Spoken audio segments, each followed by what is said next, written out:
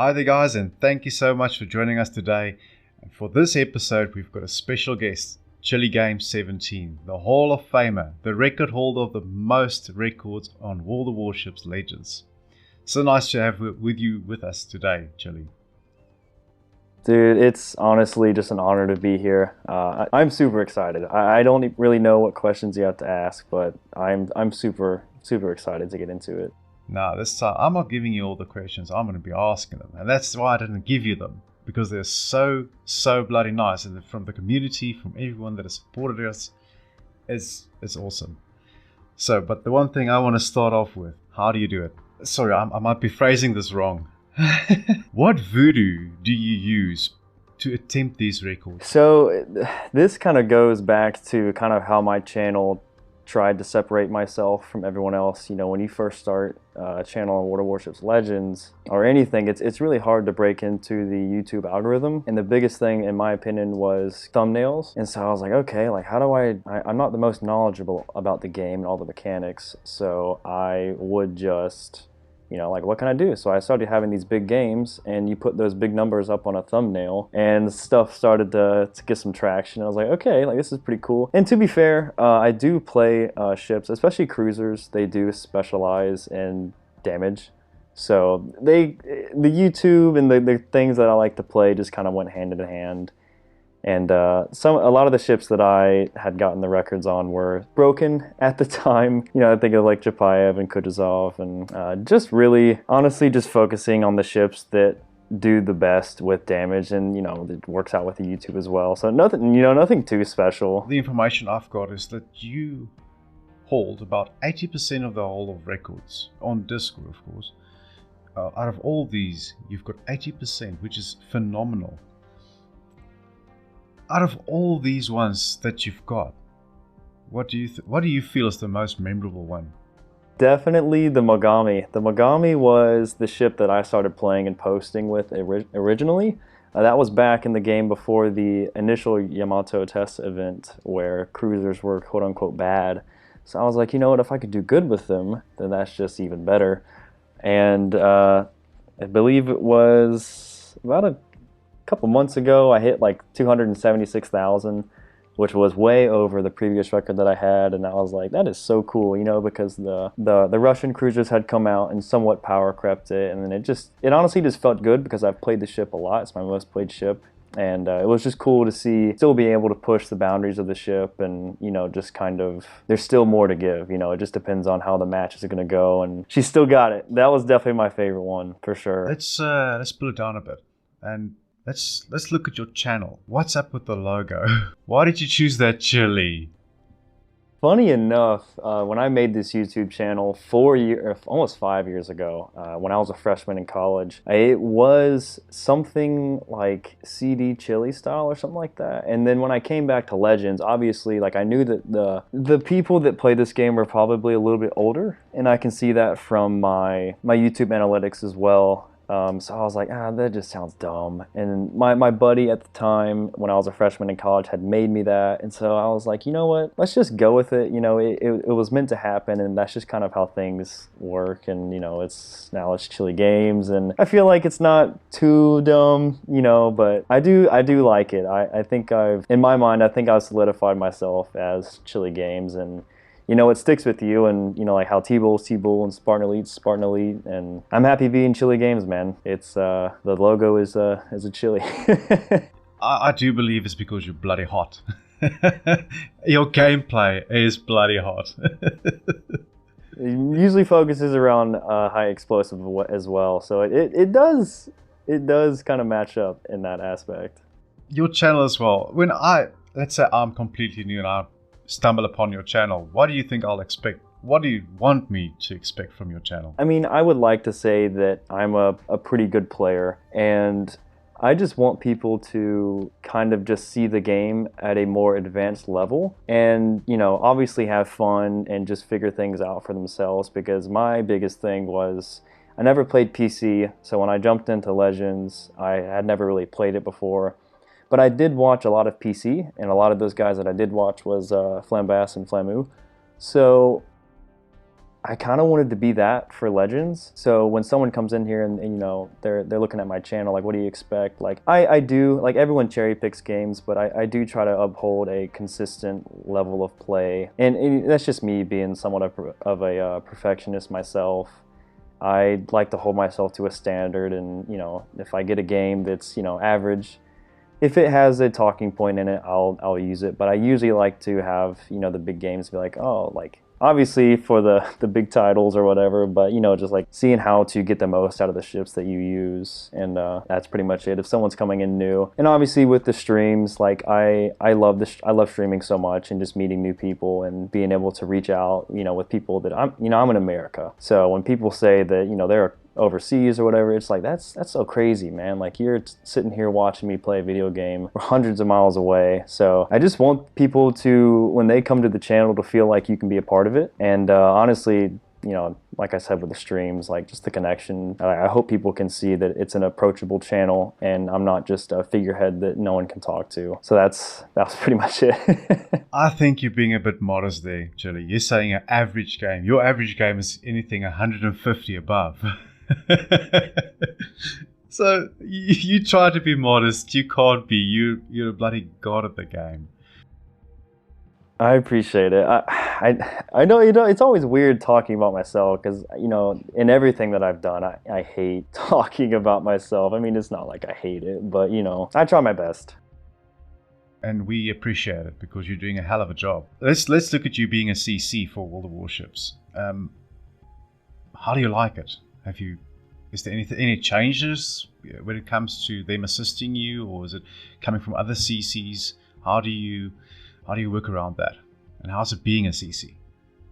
I guess I'll start out with before I was a CC, this being my my first time playing Legends and never really experiencing it. I kind of wanted to prove myself because I love strategy games. You know, I grew up with my grandfather who loved to play chess, and when I was a kid, like, he could beat me in under 10 moves, you know, and so I saw this as a strategy game, and I was like, I like this a lot. And so I felt like I wanted to prove myself, and, you know, especially with when the YouTube channel started up, and it's just like, you know, I can make content that is as good as other people. And, you know, as we started to grow and grow and grow, we started to kind of get into the head of other influencers, and, you know, T-Bull helped me a lot with some of the initial streams, so that was awesome. But, you know, being in the CC program is still, it's kind of just unreal to me because I'm officially a part of something in the game, and when this channel just started from nothing. So it's still crazy. Me and Zarkoon, who is another community contributor, we were basically on the same path, and we played a lot together, and we were always talking like, oh my gosh, like, I can't wait till we do this, like, we can do this. And now that we're both here, and he's doing extremely well as well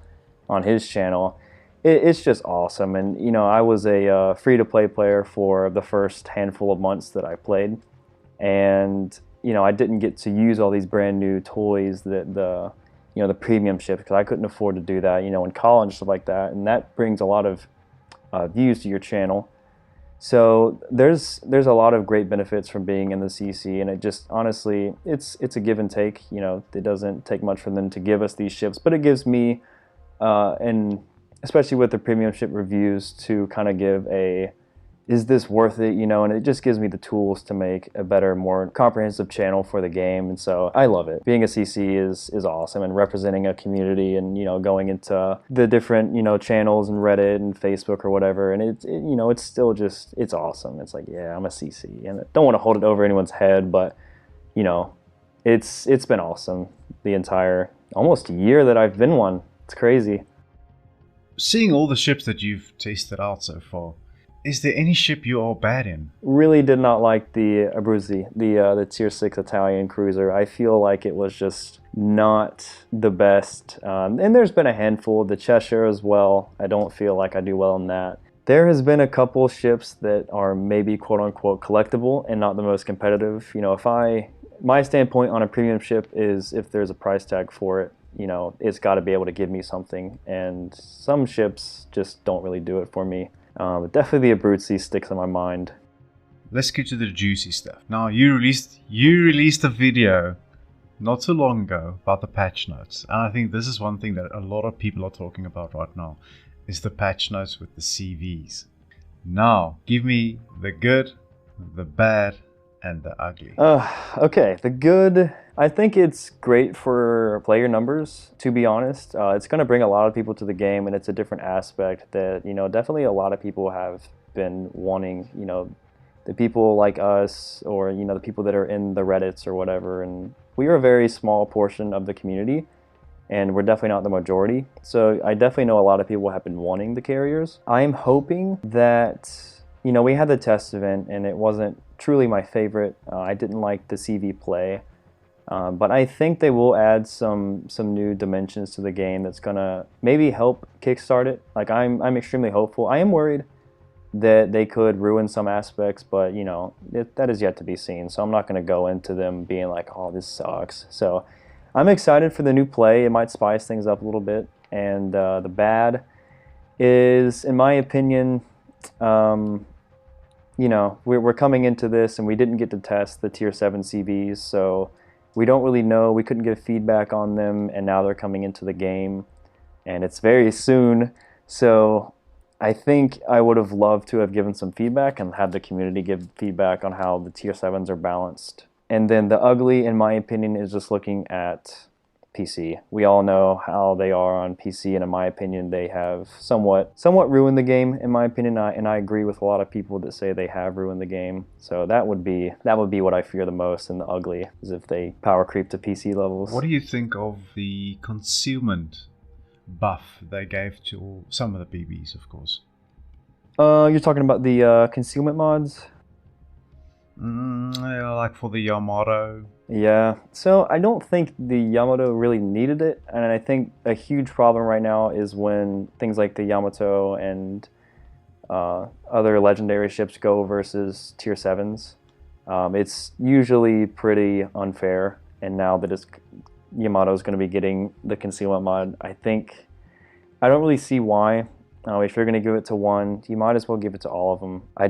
Personally, I don't like it, and we have yet to be. I believe the Conqueror will still have it. It had it in the rental period. So again, things like the Growth Occur First are going to be left out to dry without it. So in my opinion, if you're going to give it to one ship, you might as well give it to all of them and just balance it from that aspect.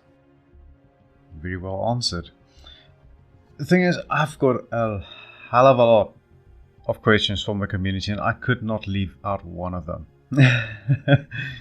Now, guys, please don't kill me if I get your name wrong. I'm going to try and get them right.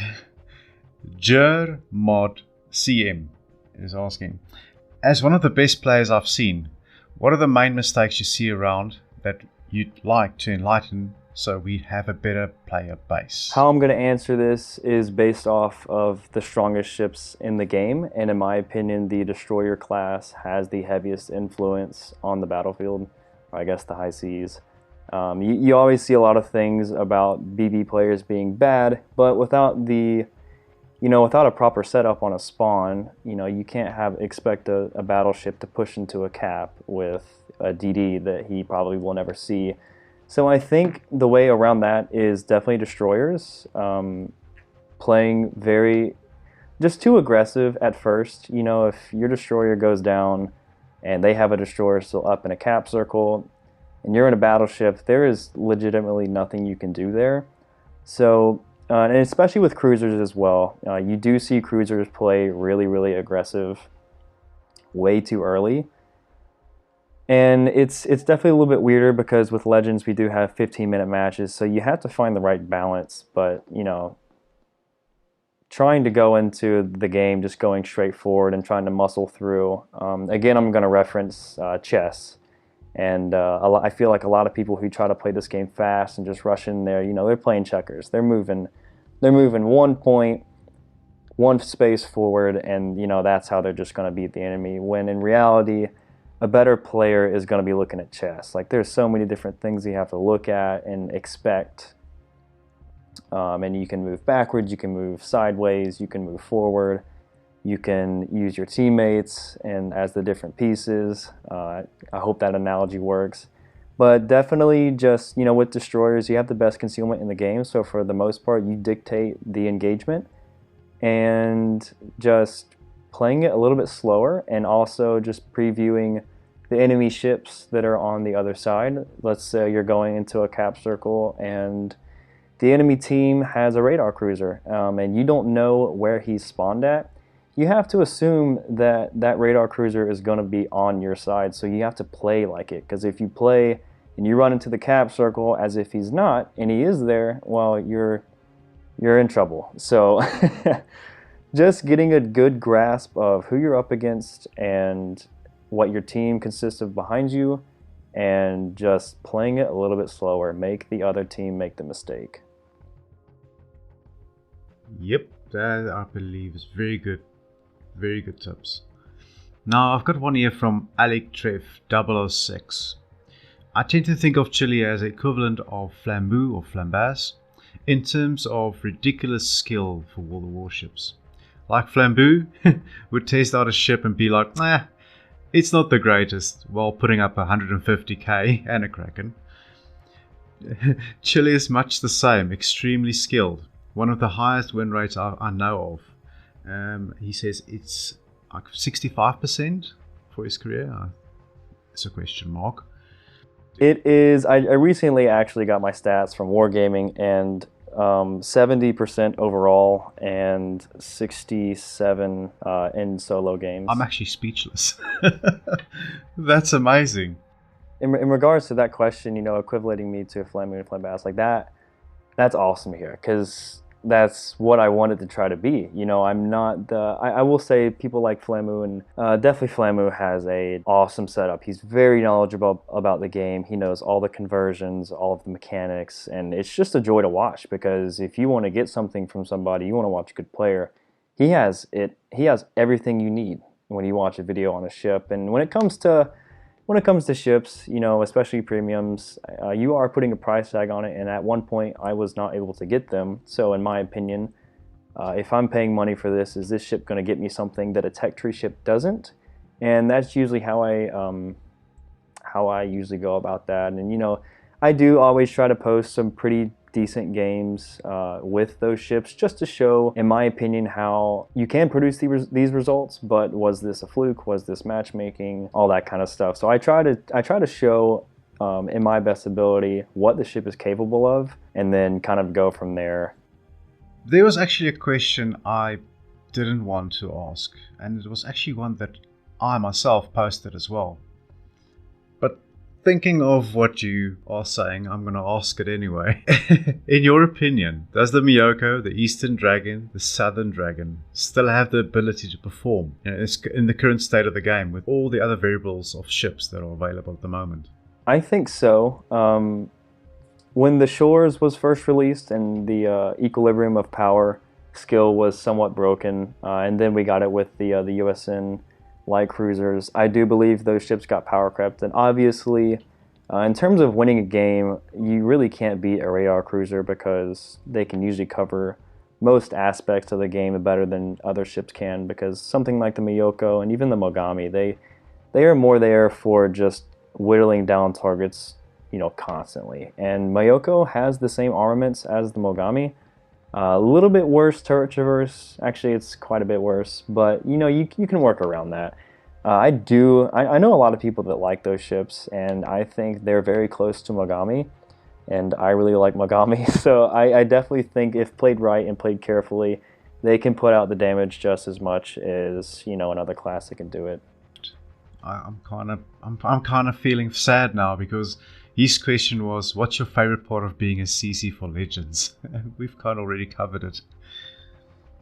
Yeah, I guess I'll just make this one quick. Being free to play at the beginning, not being able to give the best opinions about ships, because obviously I didn't have them.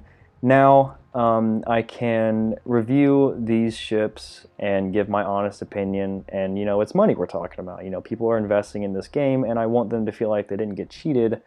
So in my opinion, for the CCs, it's in our best interest to give the best kind of view of the ship as we can, and just being able to have that opportunity to review those ships, to give those impressions to other people so they can make better informed decisions, is probably one of my favorites. Okay. Well, I've got another guy, and I've actually seen this name before, Kaiser Nuts. What are the first what are the first few things that you do at the start of a match when playing a cruiser that helps to win more matches that an average player would probably won't do? That's a really good question, and I think it comes back down to looking at the map and looking at who you're facing. Another thing that I do is decide if did I spawn with the DD? If I spawned with the destroyer and he actually plays the cap, or that flank, you can play it. You can start setting up into spots where you can start firing from places where you won't be detected. If you do not have that spawning advantage, you have to play it a little bit less aggressive, and you have to be ready for the other spawn to have a DD and your spawn to be completely destroyed. So you want to go ahead and, you're a cruiser, you're not going to battle tank all these battleships and everything, so you have to be ready to be the first one out, but still in a good place to reliably do damage and kite that side if it is being lost. So definitely paying attention to who's around you and how they're playing. And if you see a destroyer straight running into a cap, you have to assume that he's going to die. You're in a cruiser that is most likely lightly armored, so trying to support him with your face essentially is just going to get up. You're both going to go down. So being in spots to be supported. And another big one to me is with that enemy DD, you kind of have to memorize where you'll be spotted at. And the way that I think of it is, okay, I look at my detection. Let's say it's 11 kilometers. If that destroyer on the enemy team, not knowing that if he's there or not, but if they have an enemy destroyer and he goes straight forward from the spawn, around how long will it take for him to spot me? And usually, if you're not being safe and if you're not being careful, you can get spotted pretty quickly. So when I am spotted, I usually am trying to get to a spot that I like, but I do want to be somewhat turned away and trying to get a flank usually. I don't want to be caught spotted when I'm bow end to the enemy. That is the absolute worst thing you can do. So you just have to be ready if you're in a cruiser to be spotted quickly, because you have to assume that the enemy side has a destroyer who is going to be going straight forward and spotting you, and then you're dead. Diwonatsu, again a name I don't want to really try and pronounce, but here we go. I've seen you play ranked with T-Bull a couple of times, and you seem to pull out the win out of the thin air sometimes. What keeps your head so cool while playing in destroyers, and how is your decision making process, especially in the game mode, as frustrating as ranked? So a good thing to mention about ranked is your teammate. T-Bull is much better at paying attention to the points as I am. There's been multiple times where I'm in a game, especially this last ranked season, T-Bull was calculating the points that it would need to be winning and also the cap points as they tick every 5 seconds. So having a good teammate obviously in ranked is going to help. And that kind of takes the pressure off of you. You don't have to be multitasking and thinking of something else. That's a big one, a very, very big one. And most of the times that I've played ranked, I have played in a destroyer. And the biggest thing is if you go down in a DD in the first half of the game, that significantly hurts your team. And again, especially when I play a destroyer that focuses on the caps and like ranked is, if they get the cap first, that's not the end of the world. The biggest thing is to keep contesting it, and eventually, someone's going to make a mistake and you don't want to be that person. So just playing it pretty careful, but also in spaces, when you do need to make that push, just to, trust your teammate and also just trust your abilities. There's just play it slow and let the other person make the mistake. Seal Wolf lives. What is the worst spawn in the game, and why is it Grease B spawn? Controversially, is that your favorite spawn? B spawn on Grease isn't terrible. You are kind of in a weird spot. It's not my favorite, but my least favorite has got to be B spawn on shards. Even at high tiers, you spawn so incredibly close because you are right up against that island on the middle map of shards, and the enemy team can be as close as, I believe it's 8 or 9 kilometers. So if you're in a battleship in that spawn, you are already subject to be getting HE spammed, and I think it's terrible. It needs to go. 100% behind you on that. I'd like them to actually change that spawn. Being there on ranked and spawning there is not a very nice one. Queen of the North 1944. This is actually a shout out. Chili, best vids in the entire community, to be honest. Queen of the North, is he referencing the Turpits? I believe he is. I like that name. Well, thank you, dude. Another one, Justice Like a Boss. Hi Chili, have you considered a new intro? Nothing wrong with the current one, just nice to spice things up once in a while. Spice things up, I like that. Well, hello. And in terms of the intro, if you don't know, it is the song Hell March from the Command & Conquer series, which was actually my first game that I ever played on my dad's PlayStation 1 when I was 5 years old. So those tunes are definitely very special to me. And in terms of remaking the intro, I haven't thought about it, but I agree. Kind of how like shows do different intros for seasons. That's definitely something to think about. So thank you for that, man. Chaseman, question: If there's one thing that you could change in Legends, what would it be? This is a tough one, but for me, honestly, it's getting rid of Legendary tier. I think it has caused more problems than it has solved, and I guess I should backtrack and say not getting rid of Legendary tier, but getting rid of the Bureau and having the Legendary tier ships in the Bureau. I would love for them to be stacked onto the tech tree so people can earn them and kind of, earn them that way. I heavily dislike the Bureau. Blackar is asking, what ship would you love to see added to the game? That's the first question. We're going to answer that one first, then we'll move on to the next. I do play a lot of high tiers, so I would say that what is missing right now is something to combat the destroyers. And I don't like Worcester, but I would like to see the Minotaur, the Hindenburg, the German heavy cruiser, and then also maybe Des Moines, but Des Moines would be pretty strong. But those would definitely be my 3 picks right now. You got me at Des Moines already. I love that ship. Love to play it.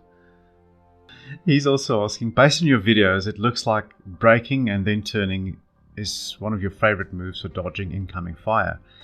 Do you have any other moves? And then, if you were playing against Chili Games, how would you beat him? Asking for a friend. Oh, that's a tough question. So braking and turning away, let's say Mogami, because that's kind of how I started doing that, and it's nothing new. You watch PC or whatever, and you kind of see what they do.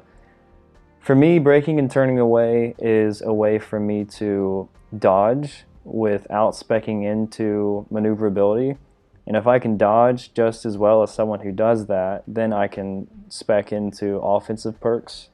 So I get the most out of my defense in terms of dodging that way, and then I can just pour it on the offensive side. So if you do see me, then I'm going to hit you as hard as I possibly can. And if I were to face Chili Games, that is a really tough question. Honestly, oh boy, I think I would do something not traditional. I think I would do a play that I would not expect, and maybe that's a bad play, maybe it's not, but I'm usually not the first one to crack in terms of, a 1v1, so I would do something unorthodox, let's say. Those usually kill me. Tiger Tank 237, I believe you might know him because he's asking, Chili, do you love me? I do love you, and if you do support me, that's honestly the biggest thing. I can't remember a Tiger Tank. Is that on Reddit? People have different names for different social medias, so I apologize, but I can't recall. But I appreciate, man. I appreciate it. Well, and then we've got the very last question. Dolphins08. Currently, what is your favorite ship to play and why? That's also a very difficult question. It's definitely not the Mogami. Mogami is my most played, but I tend to get somewhat bored with ships. If I play it too much, it will be kind of out. I think the answer is going to be kind of weird, and I'm going to have to say it's going to be between the Tier 6 German light cruiser, the Munchen, and also the Alaska. I don't know why, but I do like them. Alaska, maybe not as much, because Legendary tier is kind of a coin toss in terms of winning and losing. It's very hard to actually influence it as much as other tiers. And then the Munchen as well. It's just a really balanced ship, in my opinion. But if played right, it can be so much fun. Well, Chili, we've answered all the questions for the community, and you've actually answered some of mine as well. Thank you so much. It's been awesome having you on the show, and we'd love to have you back for the next one, because season 2 is going to start soon for Back to Port, and then we'll have to get you back. We'll have to. I mean, we cannot have the Hall of Famer not on the show again. It's going to be stupid of us not to do it again. Well, dude, like I said, man, and we've talked a handful of times before this, but it's an honor, honestly, and to be able to represent the game when we came from basically never playing it to being here now, it's awesome. And all the questions from Reddit guys, thank you so much for asking. It means a lot. It really, I'm gonna go back in my room here and make a commentary, and it's just gonna give me that much more motivation to be like, man, this is awesome. This is for the people that watch and the people that play the game. Thanks, Chili. You're the man. Absolutely. Always stay hot, baby. Thank you so much for this, man. Thank you. All right, guys. We'll see you in the next one.